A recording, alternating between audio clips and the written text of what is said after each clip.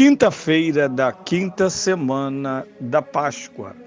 Eu sou o Padre Pedro Paulo e começamos agora mais um programa, a Bíblia no mundo de hoje. Salve Maria, aleluia. Assim, em todas as Páscoas, nós recordamos o papel importante da Virgem Maria, no complexo espaço em que falar de Cristo e falar da Virgem não se opõem, mas se estabelecem.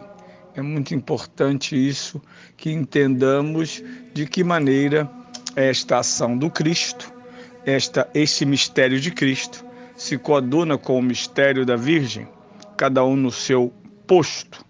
Ela é primícia do mistério de Cristo, pois foi concebida sem pecado original ela mesma, para então conceber o Filho único de Deus.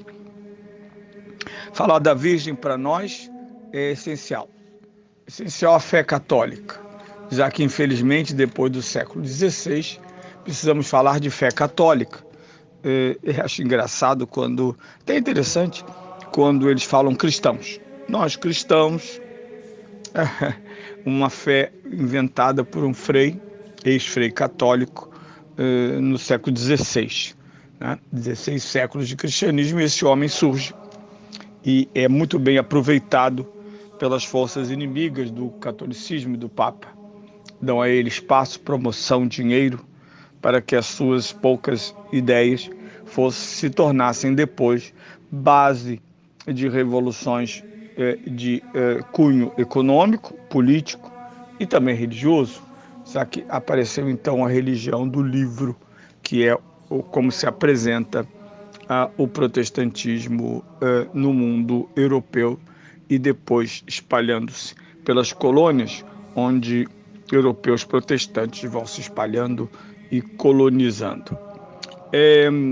Vamos partir nesta manhã da palavra de São João Paulo II, 1987, e o Papa lança é o Ano Santo dedicado à Virgem Maria, e o Papa escreve uma carta encíclica denominada Redemptoris Mater, a Mãe do Redentor, sobre a bem-aventurada Virgem Maria na vida da Igreja que está a caminho. Vocês vejam que a ideia de caminho não é tão nova quanto parece. O fato é, a Eucaristia e a Virgem são as duas marcas essenciais da identidade católica, ou seja, da identidade cristã universal. Na primeira parte desse documento, o Papa primeiramente justifica de 1 a 6 por que escrever sobre a Virgem Maria. Claro que ele parte sempre do Concílio Vaticano II, lá está em Lumen Gentium, a luz dos povos, a Constituição Dogmática, que no seu 8º capítulo dedica-se às relações entre Cristo e a Virgem, e dizendo que não estão em oposição e que a mediação da Virgem, bem conhecida nos 2000 anos do cristianismo, ela não se interpõe à única mediação de Cristo, mas a completa e a torna efetiva na devoção, portanto, no afeto dos fiéis. O filho dá à mãe a liberdade de intervenção pelas revelações privadas, que não são obrigatórias à fé, mas que se tornam, porque a tradição é também palavra de Deus. É aqui que nós, os protestantes, nos diferenciamos. Para eles, teoricamente, não há tradição, apesar de estarem falando a mesma coisa há 500 anos. Mas nós, há 2000 anos, vamos realizando uma compreensão prática e teórica. A tradição da igreja é feita, é realizada, é composta pela sua vida, é a vida da igreja, como ela vive e entende o mistério divino.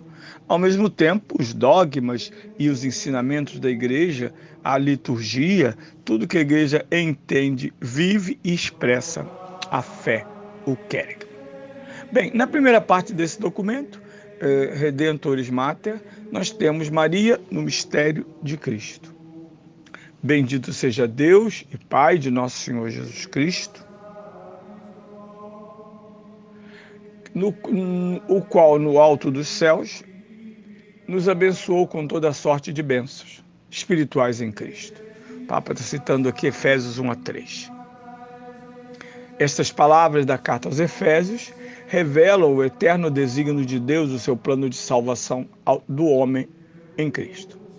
É um plano universal, que concerne todos os homens criados à imagem de Deus, Gênesis 1:26. Todos eles, assim como no princípio, estão compreendidos na obra criadora de Deus, assim também eternamente compreendidos no plano divino da salvação, que se deve revelar cabalmente na plenitude dos tempos com a vinda de Cristo. Com efeito, nele, aquele Deus que é Pai de nosso Senhor Jesus Cristo. São as palavras que vêm a seguir na mesma carta. Nos elegeu antes da criação do mundo, para sermos santos e imaculados aos seus olhos. Por puro amor, ele nos predestinou a sermos adotados por ele como filhos, por intermédio de Jesus Cristo, segundo o beneplácito de sua vontade, para o louvor e magnificência de sua graça, pelo qual nos tornou agradáveis em seu amado Filho. Nele, mediante o seu sangue, temos a redenção, a remissão dos pecados, segundo as riquezas de sua graça. Efésios 1:4-7. Diz o Papa, o plano divino da salvação, que nos foi revelado plenamente com a vinda de Cristo, é eterno. Ele é também, segundo o ensino contido na mesma carta e em outras cartas paulinas, algo que está eternamente ligado a Cristo. Ele compõe os homens, mas reserva um lugar singular à mulher que foi a mãe daquele ao qual o Pai confiou a obra da salvação. Como explica o Vaticano II, Maria encontra-se já profeticamente delineada na promessa de vitória sobre a serpente, feita aos primeiros pais caídos no pecado. Segundo o livro do Gênesis 3,15, ela é igualmente a virgem que conceberá e dará à luz um filho, cujo nome será Emanuel, segundo as palavras de Isaías. Deste modo, o Antigo Testamento prepara aquela plenitude dos tempos, quando Deus haveria de enviar seu Filho, nascido de uma mulher, para que nós recebêssemos a adoção como filhos. A vinda ao mundo do Filho de Deus e o acontecimento narrado nos primeiros capítulos dos Evangelhos de São Lucas e São Mateus. Continua ainda o Santo Padre, Maria é introduzida no mistério de Cristo definitivamente mediante aquele acontecimento que foi a anunciação do anjo. Esta deu-se em Nazaré, em circunstâncias bem precisas da história de Israel, o povo que foi o primeiro destinatário das promessas de Deus. O mensageiro divino diz à Virgem, salve-a cheia de graça, o Senhor é contigo. Maria perturbou-se e interrogava-se a si própria sobre o significado de tal saudação, que sentido teriam aquelas palavras extraordinárias, em particular a expressão cheia de graça. Se quisermos meditar juntamente com Maria essas palavras, especialmente na expressão cheia de graça, podemos encontrar uma significativa correspondência precisamente na passagem citada acima da carta aos Efésios. E se depois do anúncio do mensageiro celeste, a Virgem de Nazaré é chamada também bendita entre as mulheres, São Lucas 1:42, isso explica-se por causa daquela bênção com que Deus Pai nos cumulou no alto dos céus em Cristo. É uma bênção espiritual que se refere a todos os homens e traz em si a mesma plenitude e a universalidade de toda sorte de bênçãos, tal como brota do amor que no Espírito Santo se une ao Filho consubstancial. Ao mesmo tempo, trata-se de uma bênção derramada por obra de Jesus Cristo na história humana até ao fim, sobre todos os homens. Mas essa bênção refere-se a Maria em medida especial e excepcional. Ela, de fato, foi saudada por Isabel como bendita entre as mulheres. O motivo de dupla saudação, portanto, está no fato de se ter manifestado na alma desta filha de Sião, em certo sentido, toda a magnificência da graça.